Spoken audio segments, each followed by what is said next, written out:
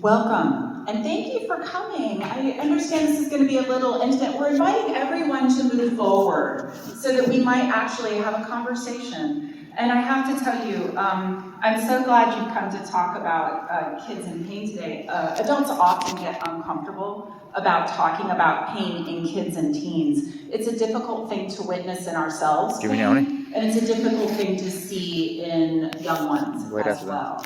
And so we thought we would explore this issue a little bit and provide some practical tools for you as well. And I want to thank the wonderful backup family. I have to say, I've thoroughly enjoyed getting to know them through the process of this presentation. And so we have Chetan, who is a person with hemophilia, and Ujwal, his father, and Poonam, his mother. And I'm just so grateful for their willingness to participate in this project with me. And so it's interesting, we did a little survey. The National Hemophilia Foundation did a little social media questionnaire and asked some questions about pain. And isn't it interesting that folks don't feel well heard around their pain when they are young? And so it's really kind of interesting, like the responses that we got. So at this point, I'm going to turn the presentation over to Chetan and let him tell you a little bit about his story. Sure. Thank you, Christine.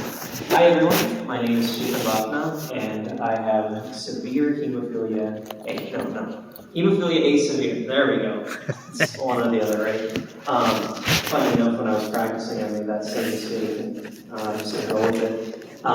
So I was diagnosed at birth, and the process, or how I was diagnosed, wasn't because my family directly informed this medical staff directly, but during the birthing process, the doctors used a suction device on my head. So they were trying to make me Mega Man, from that one movie. Yeah, except I wasn't blue, I was brown. That's okay, I still am. But because of that, I bled between my skull and my scalp here, and it wouldn't stop. And they were wondering what's going on, and my parents were wondering what was going on, and it just clicked, and one thing led to another, and they were able to diagnose and treat me. And because of that, I was saved, and I'm here to bother you today.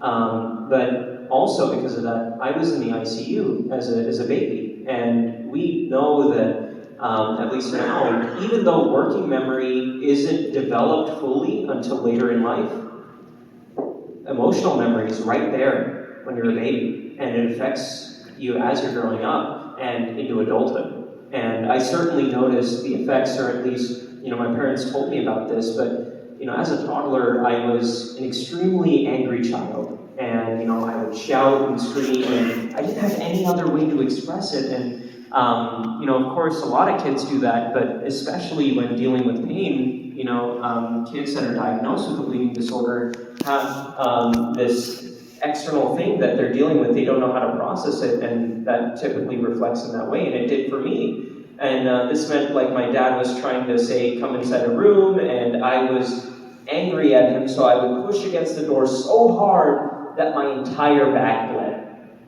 and I was out for days.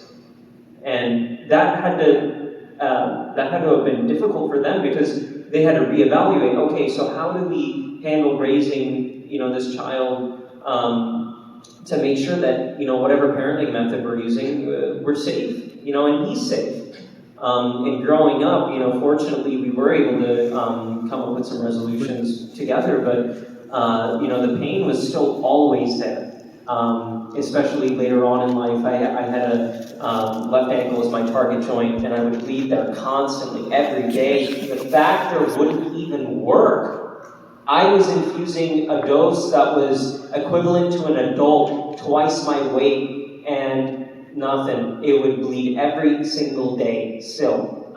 Fortunately, that was resolved, through some other methods, which, my father will discuss in a bit. But, as far as the pain in childhood, sure, it's momentary, it's physical, it's miserable, but it doesn't impact, or it didn't impact me in a self-esteem or self-respect sense. It was just something that impacted me as a method of consequence. So because of that, there were certain things in my life that were limiting. Like I couldn't, say, go out and play with friends or go to school. I was homeschooled because I couldn't walk, for a good portion of that childhood. And that meant, I wasn't socialized, properly, and I didn't know how to relate to kids my own age. And even the first time I went to camp, it was difficult to relate to kids. Fortunately, I did eventually go to school and was able to interact. And it was a learning curve, but, I made some good friends. But during this whole process, the people that were supposed to be our friends and allies in treating me were at times our enemies. And those were the healthcare providers that we were told were going to be there for us. And, they wouldn't listen to us sometimes. And, fortunately, there are excellent healthcare providers in this space. And, I'm sure a lot of you have dealt with great care providers. But in our experience, we've just had a lot of obstacles, in that sense. And as a kid, I'm supposed to look up to these adults as, the responsible ones, yet there isn't something being exchanged here. There isn't something being solved. And that's just me questioning, emotionally, what my view of the world is, what it needs to be, and why it's happening the way it is. This sense of injustice, which I didn't understand then. But, later on in adulthood, I dealt with pain in a different way, and then came self-esteem, the questions about self-efficacy, which, I'll deal with in a little bit. But for now, I'd like to pass it to my mom. Hello everyone, thank you for coming. So the story starts with his birth. So as after 2 days of birth, doctor said Chetan has hemophilia A condition. Suddenly I felt that our life has changed. I started crying, and then my husband asked me, would crying help us? We have to be strong and make best out of this situation. So as he started walking, we have to restrict him to do a lot of things like running around the house, jumping, boxing with his elder brother. So while telling him no to do a lot of things, my heart used to cry because a lot of other kids can do all those things. So his expression on his face was like, why my mom and dad are restricting me, why they are telling me every time no to a lot of things. So the story goes on, and later on he had a lot of questions which his dad will let you answer later on. Thank you.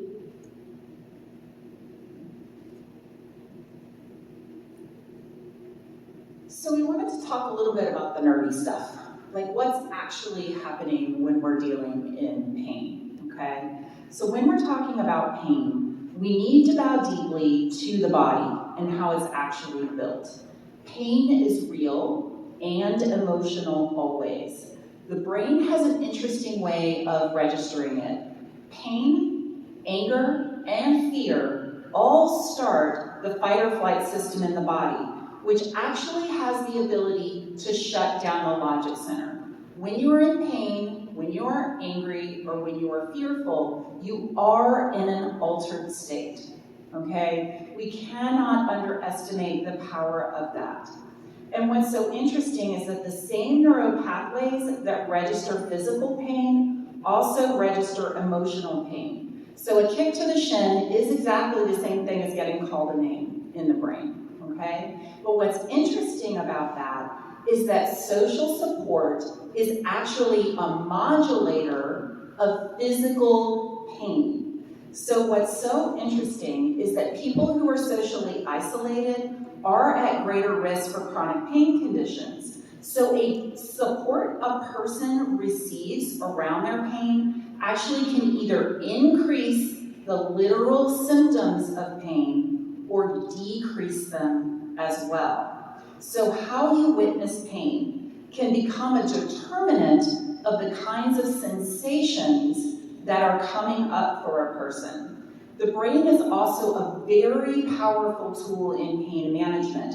we actually have built-in analgesia that's based on perception. It was so interesting. They did this amazing study where there were 2 rooms and they gave an electric shock, a mild electric shock to folks, hooked them up to brain modulators, like they were looking at what was going on inside the brain. Literally the only difference between the 2 rooms is one they walked in and said, you know what, I don't know how that dude survived. Like, it was terrible, it was awful. And the other room they walked in and said, oh, the last guy said this was nothing, absolutely nothing. There were 3 different parts of the brain, including the insula, which is very rich in dopamine receptors, that work together to actually create analgesia in the body and decrease the literal pain sensations. So the way we talk about pain, our messaging around pain very much matters. And it is helpful when we normalize pain, say, yes, it hurts, you are going to experience pain, but we're built for this. That's the message of pain that's important. And that we have skills around pain management.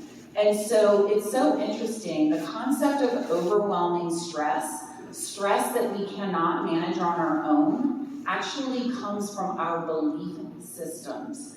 Overwhelming stress is a belief. And so we have these really interesting ways that we're going to talk a little bit about the strategies later. So we need to have internal and external ways of using not only pill pain management, but also tips and techniques and actual strategy around pain management as well. And so hemophilia and pain has actually been researched. Dr. E. Lander out of the UK is one of my heroes, and he actually came and spoke to the social work track recently and this past year, and he's been doing wonderful research. And he agrees that the perception of pain is important, and that his findings demonstrate we need more skills in helping to people not only work with the negative thoughts that go around pain, but also create goals around pain willingness, because all of that in the end influences pain intensity and quality of life. So, social support is a unique predictor of pain experience. Parents are a primary support network for kids in pain. And so how to find equilibrium in yourself and whoever your parenting partner is will impact your ability to witness this pain. And I always love this concept whenever I'm talking about, did I not get to the right one? I think I went backwards instead of forwards. This idea of flourishing. Flourishing is really interesting because basically what it is a child watching your skills and then internalizing those skills. But it's around relationships, fulfillment, helping others, and then their ability to mimic. So it becomes this question of how good are you at being trustworthy with the story of pain? If it makes you angry or scared to witness a child in pain, then you're going to give a very specific message. And that message is, number one, I can't handle your pain and nobody else can either, and you can't handle your pain either, right? And so having a balanced message, making it so that we come across in a way that is helpful to the child so that they know how to work with the 4 basic emotions: mad, sad, glad, afraid. If you don't have mad, sad, glad, afraid, there's something wrong with your amygdala and I need to take you to a neurologist. Everybody has these things, right? But very few people know how to work very skillfully around their emotional content. So I made this slide specifically because it's important to remember the way the body's built. Nothing on this slide is good or bad. Nothing on this slide is just about understanding. That is all. There's something else ringing in my purse. Please forgive that. Everybody wants to It's apparently 3 o'clock. So there we go. All right. So nothing on this slide is good or bad. It's just human stuff. All right? But we need to understand it and so that we can intervene once again on our own behalf. So humans tend to use themselves as a yardstick in understanding other people's emotions. What's hard about that, though, is that we actually project our emotions onto other people. The only time we're very good at knowing what someone else is feeling is when we are neutral or in exactly the same state. The other thing that we need to be aware of is that when we are comfortable or we're really rushed, and what parent isn't really rushed, or by the way, in a power dynamic with their child, and power equals comfort, there's a particular part of the brain that's helpful in empathy that literally does not fire in those situations. So we have to use active skills to actually balance what's normally going on inside the brain so that we can come to a better way of understanding. Otherwise, not only are we going to have less empathy, but we're going to less accurately assess what's going on in pain with the child and assess the intensity as lower than it actually is. So, with all of that said, I'm going to turn the presentation over to Ujwal, and he's going to talk a little bit about the strategies that his family used when it came to pain. Thank you. Hello, everyone. I must let you know, I've never spoken in front of a crowd before, so bear with me. And I'm just going to speak my heart out and let you know, tell you the story of our family, little family.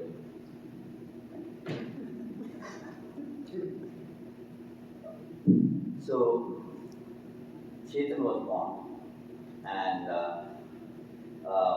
that was the first time we ever came to know about hemophilia after a little struggle of trying to find out what was causing him certain problems. So, and with that, my wife, she was always, she started crying and, was very sensitive to this because she thought she was responsible for this. And she blamed it on her and how the child is going to suffer later on and all those things. And it was a little difficult situation and emotion. Well, I was also going through the same similar emotions, but I had to be, I could do the things that she could, that is cry. So I had to be a little brave, show, support. So in the meanwhile, my mom had to come to visit us, and so all those feelings were still there, and I just, as soon as she came, I hugged her and started let her know my emotions, how I was feeling about it. And I said, don't worry, son, you're going to be all right. You just have to have faith in yourself, and you have to have that courage, and give them the courage also, and just go on. This is how you need to do it. And I took that as a blessing and as like a commandment to me, because that was very important what she told me. So anyway, and Chetan, later on there were a lot of things that he went through and a lot of stories that I can relate to and tell, and difficulties that as we kept on learning things and went to. I'll start with where he was 6 years old and started having questions about these things, and so it was a challenge for me to how to do this and how to answer him. It was very critical. So one day we were going to school where we were a little late, and we had some difficulty infusing him. Like, the vein burst, and you probably guys go through certain things similar to this. And little trauma here and there, and then it got over, but on the way he was asking me, he was very upset about all this, of course, and said, Papa, why do I have to suffer and why not anybody else in the family? Said, look, son, everybody suffers and goes through different kind of issues and problems. Now, did you not see in your brothers and sisters in hemophilia camp that that deal with such multiple problems. They do. And so it's how you learn to handle those problems make suffering less or more intense. And so when we have a video of when you were born, we have the video of that, and you will see that your mom was suffering so much due to pain, but she was more focused on the happiness that you were being born. So it's becomes very relative at that time. So how you handle the pain. Now, also, it reminded me of showing you that video I told him, and also there are you need to start watching TV more. And so I said, oh wow, okay, it's a Discovery Health Channel. Discovery Health Channel. Yeah, so you need to start watching that, and they show operations that take place, like the soldiers who blow up their, sometimes arms and legs and part of their body, and some severe accidents that happen, and it's how some complex issues that people deal with, and so you will go through all that, and you'll know that you're not all alone. There are we are humans, and we go through all these things. And some people also go through a lot of suffering due to their mental or psychological problems, and because they lose loved ones, or sometimes there's family separations and things like this, and it's very hard. But life goes on, and so it's the most important lesson here to learn is to live well. Be aware of how you do things safely and take care of yourself, and also take care of others. And others, because it's going to teach you also how to take care of yourself. You learn from them. And Chetan was watching all those his birth video for quite some time, and then that was amazing for him. Then also the TV show, the channel, and later on, what we also kept him busy from the pain, away from the pain, was we gave him some challenges for him to reading a book in one day and for everyone. So that was money. He loves money. Don't yell. Yeah, well, by that age anyway. But anything to build his confidence, his character, and his future. So that's what we did. Later on, let me back up a little bit. We had a window business, and used to sell dual pane windows. So we had a showroom. So looking at the conditions of what Chetan was going through and what Mama had to go through, we brought the showroom into our living room, and so we were available to Chetan, or Chetan was available to us 24/7 whenever we needed, and could take care of him, and we didn't have to worry about having any trauma behind us. So. With that said, very soon, within a couple of days, he had another question. And that was only because I got busy with my business, delivery of windows, and it took me 20 more minutes reaching his school. And so he looked sad as I opened the door for him, and he said, while I was asking what is bothering you, son? What is bothering you, son? And he said, you guys would have been better off without me.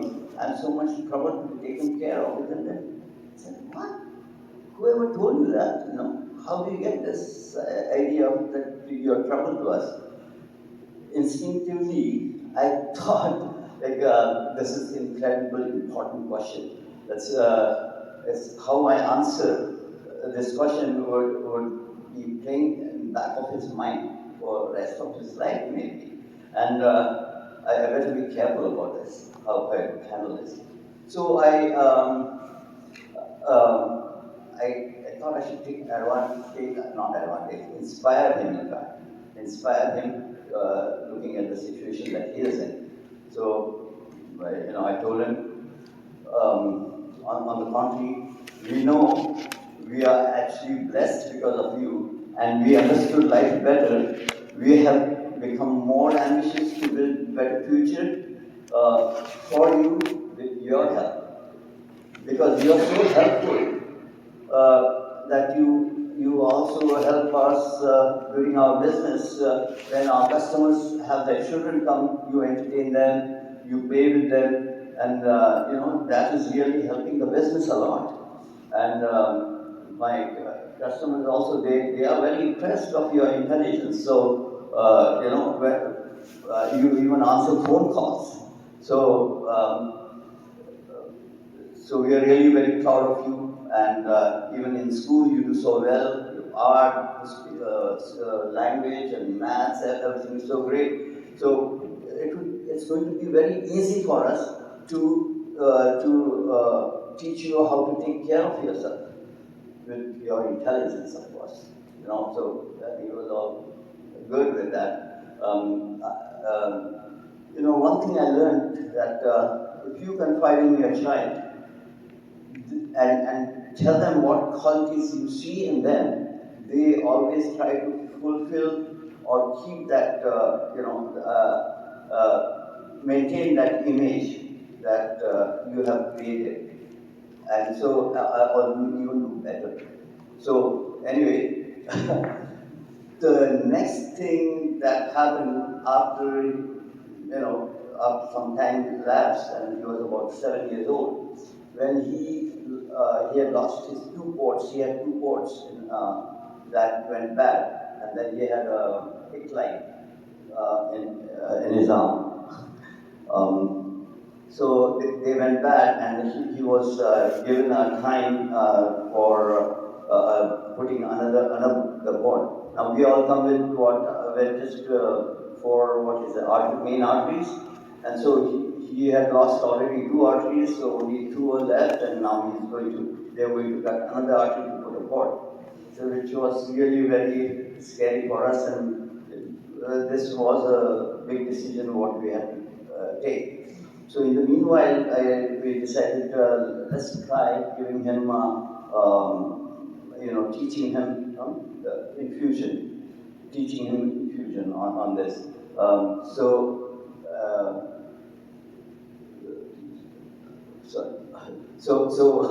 one day we were hanging around, and while we playing video game, and of course he needs to do that always.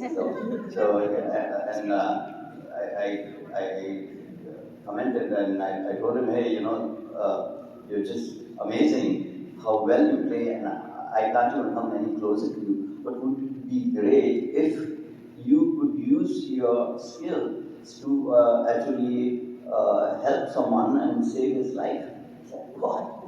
Video game? How can I save life with a video game, Papa? And the video game, it's about it's a skill, or it's about accuracy.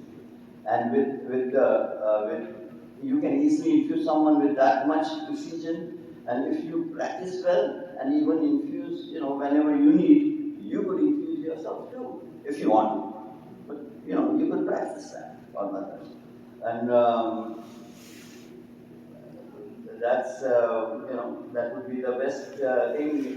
And if you want, well, he asked me, where can I practice? And won't it hurt? I said, yes, you can practice on my hand. Here you go. And really, okay. So he took the needle and started poking me a few times here on the hand, and that's fine. And looking at me, how I was feeling pain and how I was dealing with it. Well, I showed him, I was happy, like, oh, great, we are doing good job. But anyway, so, whenever he got the vein, of course, I showed him the excitement, how great of a job he did and praised him for all that. So he was all cool about this, but he asked, doesn't it hurt, Dad? It's just a very sharp pinch. And, but that's okay. You don't feel it much once the needle gets in there.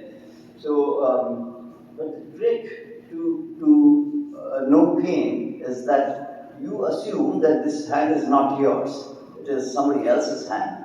And you disconnect. With practice, you will be able to do, and anybody can do that. Because I've done it myself too. So, you should be able to easily do that. Oh my God, you will do it.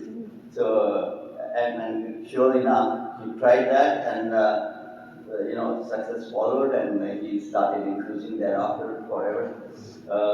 Further, he discovered that when you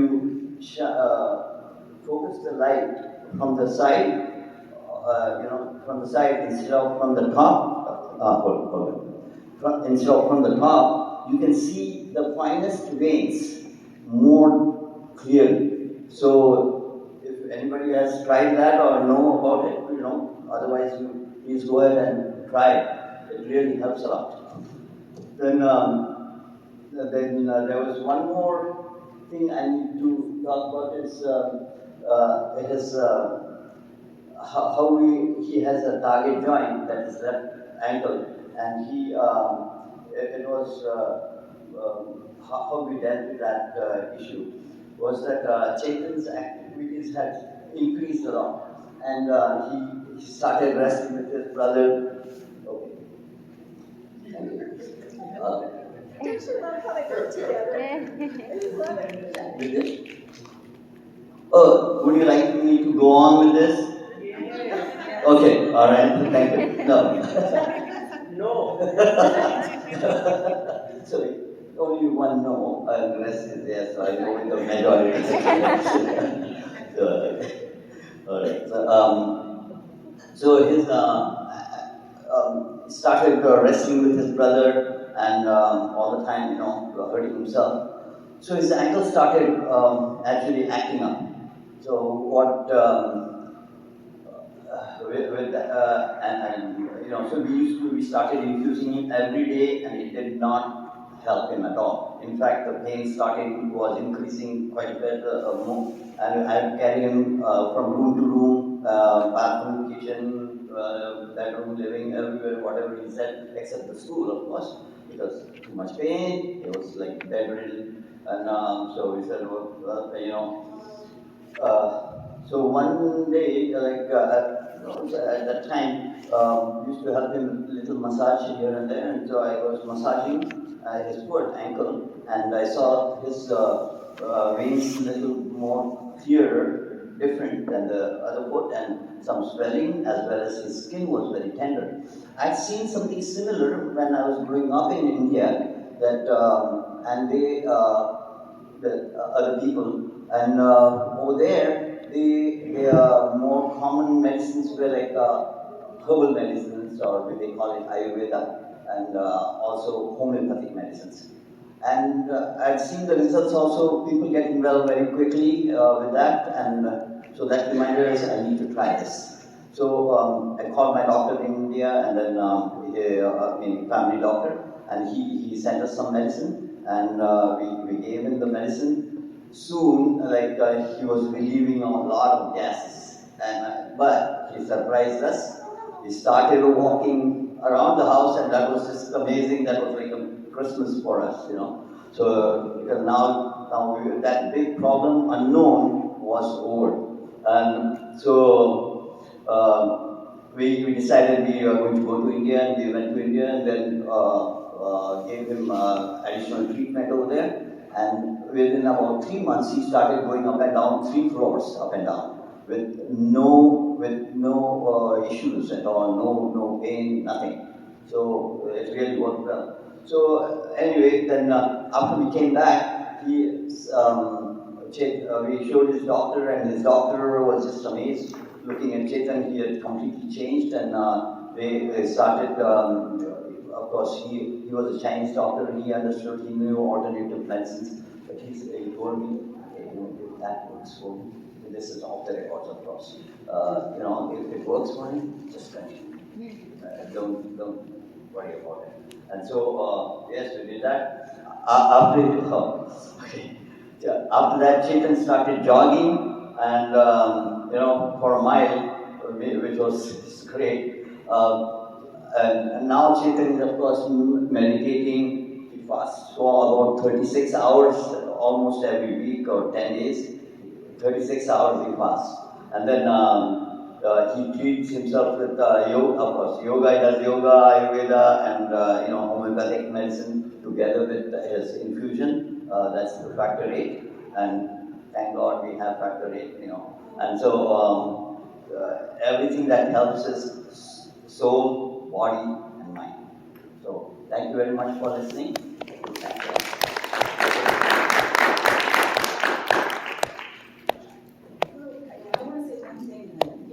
Because so the plan, right? Strategy, right? Like you heard everything that he was saying, and everything was really intentional in the way that the family not only partnered together, but approached it as well. And what's so interesting, and they always want to make me try, you have to stop with the love, come on. But this flourishing, like this idea of flourishing, really what it is just wrapping your arms around things and coming up with systematic ways of approaching it. Because remember, yes, do you have to take pain medications when there's pain? Yeah, but there's so many other techniques. It's not a one-size-fits-all thing. You have to get creative in the way that you approach it.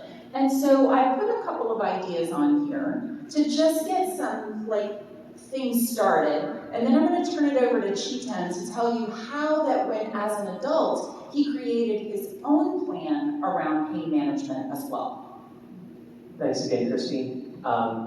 So, listening to that story, there's a clear relationship here of working towards a common goal, of getting better. And as a kid, that's a period where I rely on my parents, right? And relied on them to help me in that sense. But there was one last incident in childhood which still impacted me and my self-esteem to this very day. And that was when I developed a seizure disorder due to a bleed that happened in my brain this time. Did not expand the neurons. Don't try it at home, please.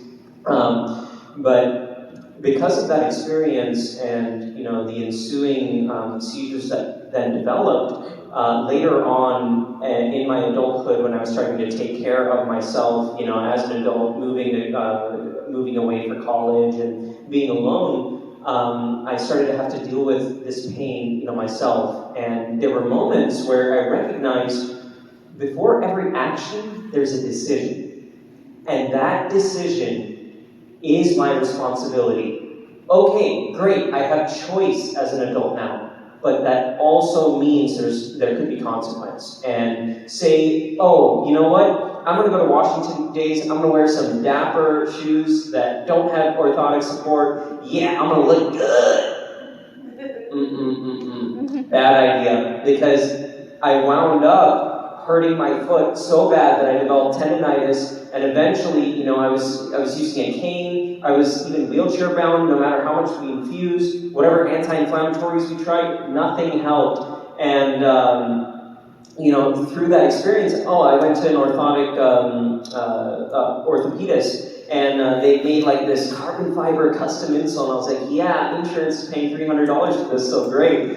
So it must be good, right? And, it started getting worse and worse, and my mom had mentioned, maybe you should try a different thing, right? Maybe you should try a different insole. I said, no, this has got to be the good one. I was getting worse and worse, and I was realizing, I didn't realize at the time, but all I had to do was change my orthotic to a different insole, and then I would get better. But that cost me about 1.5 years, 2 years of potentially jogging and exercising using my feet. But the impact of that moment I reflect on, because there was one key decision that caused this snowball. And as an adult, that became my responsibility and how I dealt with it. And there were periods, I was dealing with this one decision where I was contemplating self-harm, drug use, the worst. I did not know how to deal with it. And thankfully, I didn't go in that direction. And there are so many pitfalls that people in our community and other communities go through that it is a travesty that we are not able to intervene at these key moments. But, as the opening speaker had told us, each of these moments for us is a blessing. There is a cost, but there's also a potential benefit. And how I transmuted that pain later on was realizing that the body is this magnificent tool that we can play with. We're only given one life, and we're all kids in the sandbox. We never grow up. That is the beauty. Because in that sandbox, we have so many toys to play with.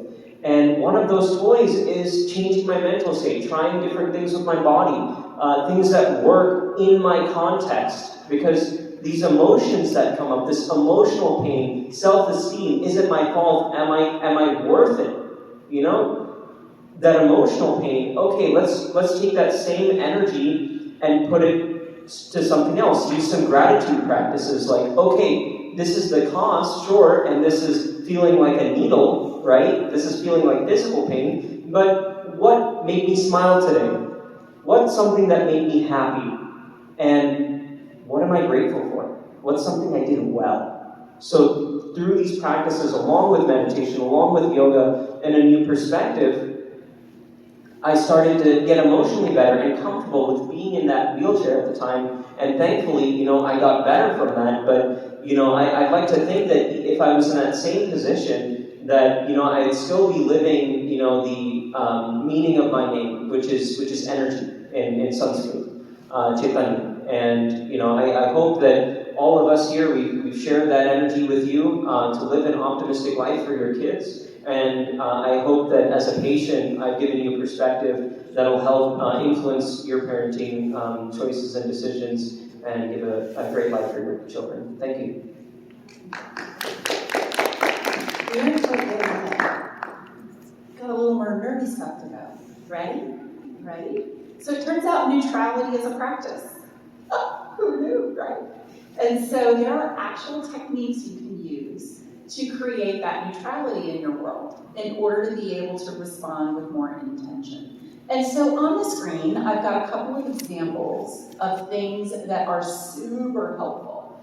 And so always with an intention, and remember, the intention is just that. You just resume, right? You just keep trying the next day. And so the kindness practice, all of these things are things that you literally say to yourself, right? Or you write them in a journal. So the kindness practice, may I be grateful, may I be willing, may I be loving, may I be engaged. Would you like to try it on for a second? Yeah.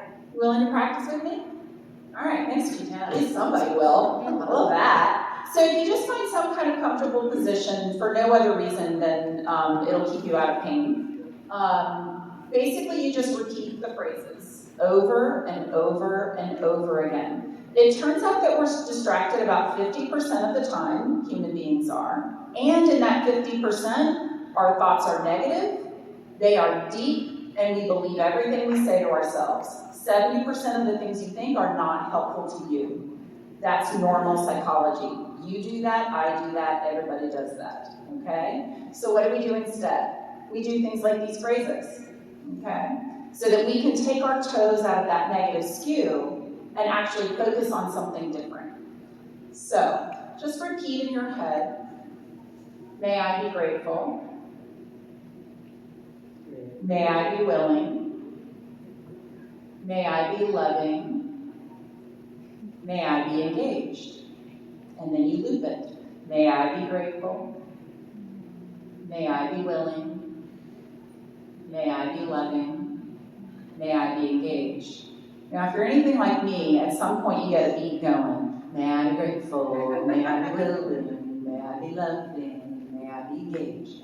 May I be grateful, may Yeah, if you ever see me bopping down the street, that's literally what's happening inside my head, so it's not a mystery.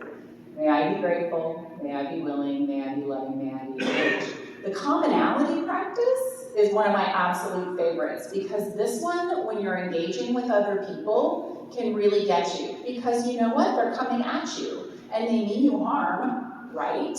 In every situation. Well, it turns out this is a little more true. Just like me, this person is seeking happiness in his or her life.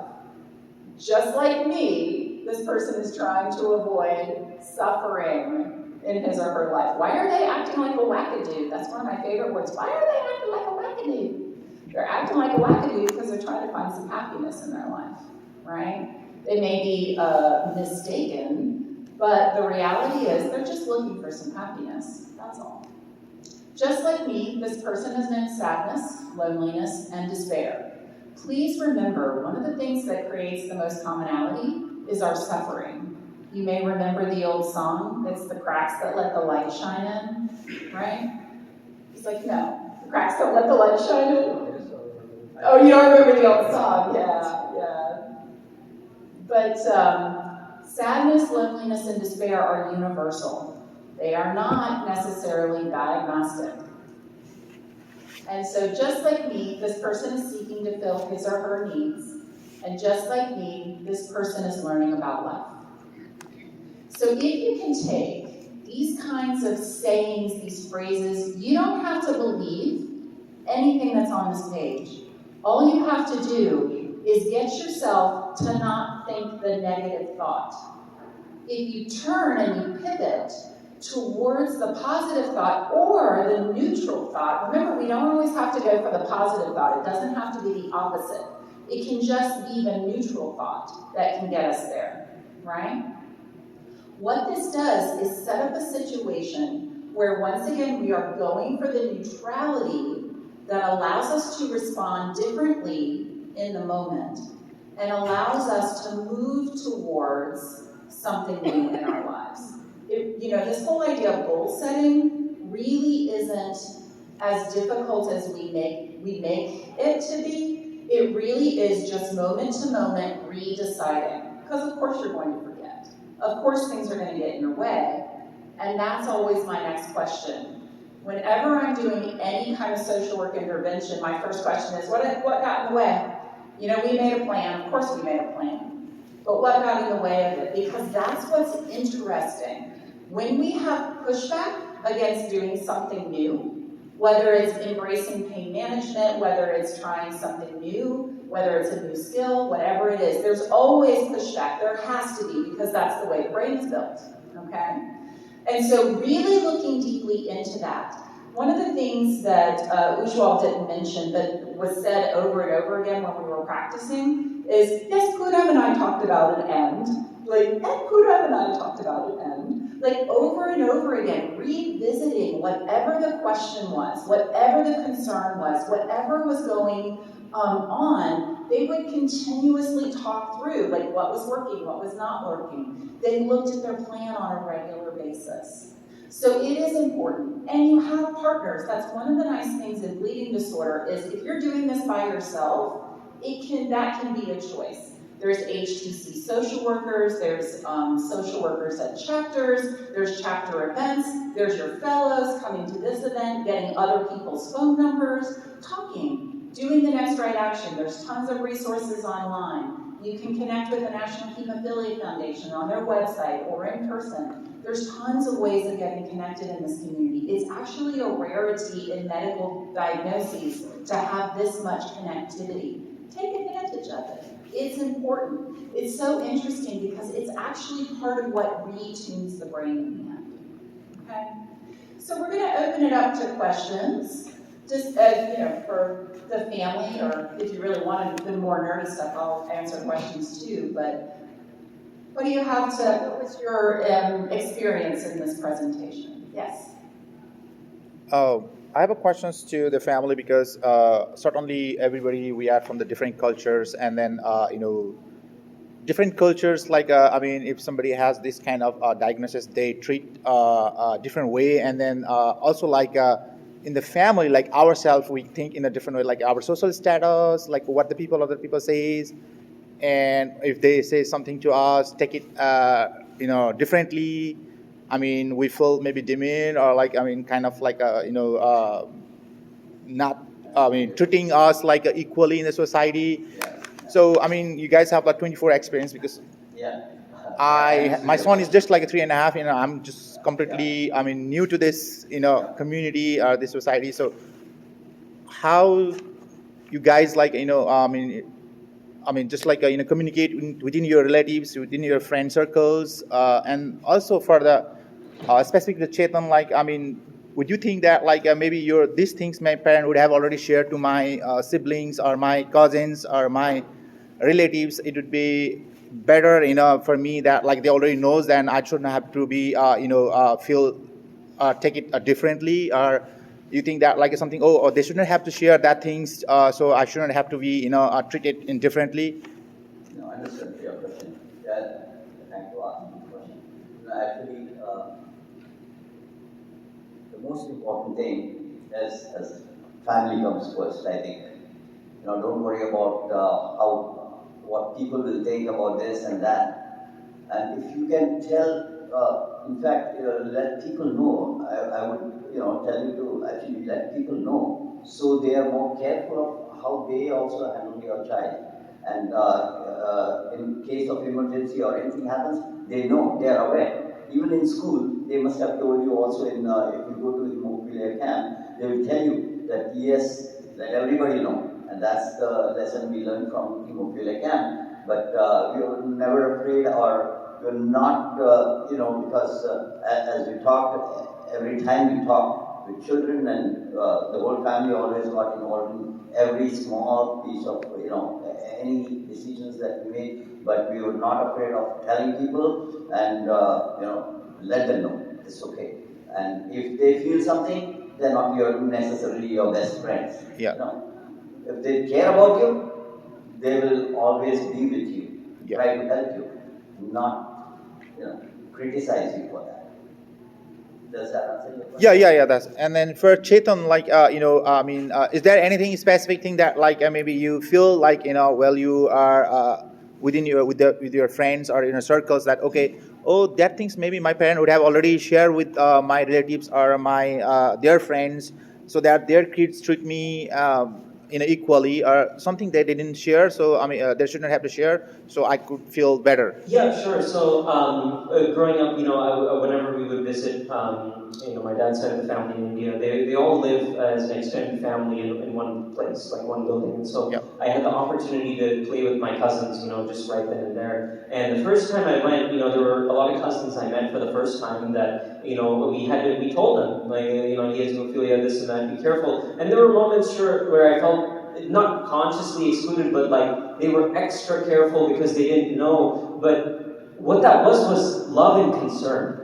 At the end of the day, even if someone's overcautious, that means they care. And as a kid, sure, I would be a little frustrated, but it's an opportunity for education. And if I would like go to Mama Papa and say, this is what happened, right? Then this is an opportunity to educate that specific family member or person who is either overcautious or undercautious, right? Because both things can happen. Like, oh, this doesn't matter, this is nothing, whatever, a little bleeding, right? Or, oh my God, I can't even touch, I can't even play with them. And it's just an opportunity for a discussion. And like, at the end of the day, what my papa said, is like, if they're your family, they're friends, they'll be there for you. And as far as social circles, with the access to factor and with the medications we have, the standard of care that we have as hemophiliacs now, it's almost normal interact. It's totally normal. Like there are moments. There was one time where I had a seizure in front of my friend, and he had to call the EMTs, and but I was lucky he was there for that, and I told him I communicate these things. It's an opportunity for connection when we're making friends, because everyone is going through something, and just because it isn't obvious or because they aren't sharing it doesn't mean it isn't happening. And it's just a doorway into creating a relationship as a person with hemophilia and whatever the other person is. All right, thank you. sorry, we grew up in like a conservative society. That's why I bring these questions specifically because we are from the same region. Yeah. Any other questions? Comments? Comments, concerns, surveys, airline, house of Reactions? You were amazing, all three of you. You said you did some homeopathic things. I have a daughter with factor 10. So we don't have as many, she only has one thing that she can take and it's not readily available to us all of the time. She has a lot of joint pain. Are there any homeopathic vitamins, things that we've looked into a lot of options, but with her age, we're just kind of still trying to discover those things. Yeah, definitely. Let's talk also after the session, and I can go into more depth. But in Ayurveda, there's this there are three humors in the body. There's Vata, Pitta, and Kapha. Vata is like inflammation, Pitta is acidity, and Kapha is like mucus. So depending on that person's say body type or behaviors, there's all of these different factors that go into what say herbal medicine would be good for them. And homeopathy is something similar where, the constitution of the person, like depending on their qualities, that can also have an influence on what kind of first, second, and third line prescriptions or medications that the homeopath or Ayurvedic doctor recommends. But yeah, I can share the ones that I take, and we can share also the information for the doctor that saved my life twice, actually. Once, walking again, and then second, with the seizures, I would have them every month, and, I talked to different doctors, and, I was prescribed as anti-epileptic medication as a kid, and that made me cry every day. I was just so emotional, and, they thought at first, puberty? Wasn't puberty. No, it was the medication causing this. I couldn't control myself, and so, we moved past that, and so I decided not to take those. But he said just soak some water in a copper vessel overnight and drink the water. This is an Ayurvedic practice. And the 3 months, I went seizure-free for the first time. That's like my daughter has seizures as well. Okay, yeah. I've never heard anything like that. Yeah, exactly. I tried to look it up too, and I couldn't find anything in the literature. Well, Nothing. I feel like other cultures are more open than America is. America is quick to go to drug companies, where other cultures are quicker to go to herbal medicines or homeopathic. Standard medical treatment is coming around to the idea of inflammation, though, I will tell you, especially in the aging world. Like, we are really starting to look at what has been known for thousands of years and starting to do research on it and realizing, we knew all along. So yeah, do some exploration, but please remember too, we can't ever recommend it. Oh, absolutely, yeah. We're just sharing here to share our experiences, and first and foremost, we have to understand that these are all potential tools that we need to navigate as patients, and closing ourselves off to any tool is just a limiting possibility. Even if something doesn't work, that's okay. It's just one thing to maybe explore in a different context. Everyone's context is different. These are just things that might work, and that's how and teach. He's talking about teamwork up here. Oh yeah, teamwork. This isn't relating to this question, but regarding as far as how to interact with family and teaching them. So my 2.5-year-old niece, she actually infused me, and I involved her in the practice of making the factor when she was just she could barely talk and say my name. And, she eventually got to do that and got the flash. And, her first time I saw the video, and it was just an incredible opportunity to connect. So no matter what the diagnosis is, right, there's always an opportunity to connect with people in a meaningful way. Your family, your loved ones, people you care about, and don't care about even. But yeah, we'll definitely talk after. Thank you all for coming. That is our time. The Bachman family will be around.